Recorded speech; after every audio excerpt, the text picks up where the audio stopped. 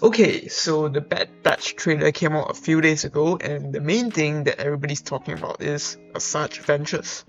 But I'm not going to talk about how it's going to break canon or whatnot, but let's just talk about Asajj Ventress herself. She's honestly a really underrated character even in the main canon. Heck, even Bo-Katan had her own appearance in live-action TV. So why doesn't Asajj Ventress have the same treatment? Well, honestly, this is rather cliche, but in all honesty, we all love a sob story, don't we? Count Dooku fell to the dark side because he lost his pupil, Qui-Gon Jinn. Anakin's tendency to the dark side was fueled by his love for others. How Asajj became Dooku's assassin during the Clone Wars was similar. She was once a Padawan to Master Kynaric, and she lost him to a bunch of pirates. Feeling abandoned by the Jedi, she embraced the dark side to avenge her master and massacred the pirates. And that was when her journey began, when Dooku offered her a place at his side, for both of them see the rod of the Jedi.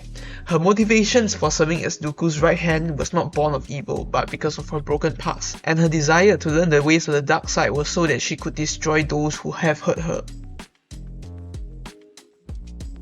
Asajj Ventress joined the Jedi Order when she was orphaned at a young age, and she joined Dooku when her master was slain.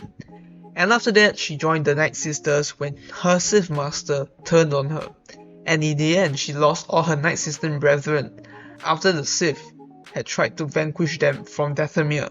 In the end, she was on the run with a target on her head from both the Sith and as a fugitive from the Republic. So it gets kind of interesting for her because we have this anti-hero who was a former Jedi, former Darkseid user, who has to navigate her way through the underworld, making some interesting connections with certain fellow bounty hunters. Her life is really much a roller coaster ride and is rather different from the hero turned villain then redeemed Anakin. And it will be interesting to feature this part of her life even more in animation if it ever comes to pass.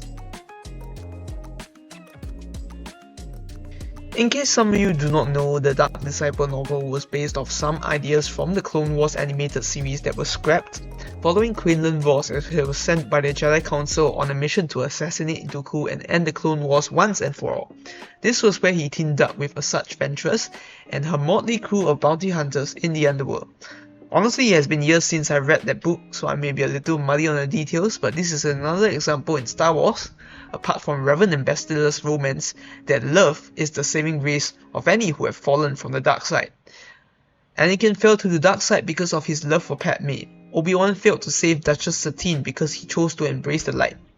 Asajj sacrificed her life to save Quinlan from Dooku, and Quinlan returned to the light.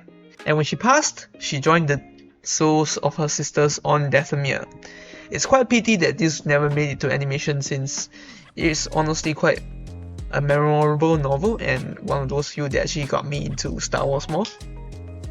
So in all honesty, what do I think of her return? If they can do it well, fine by me. I'll be glad if she get more loves, especially since she's one of the more canon female characters that are actually done well.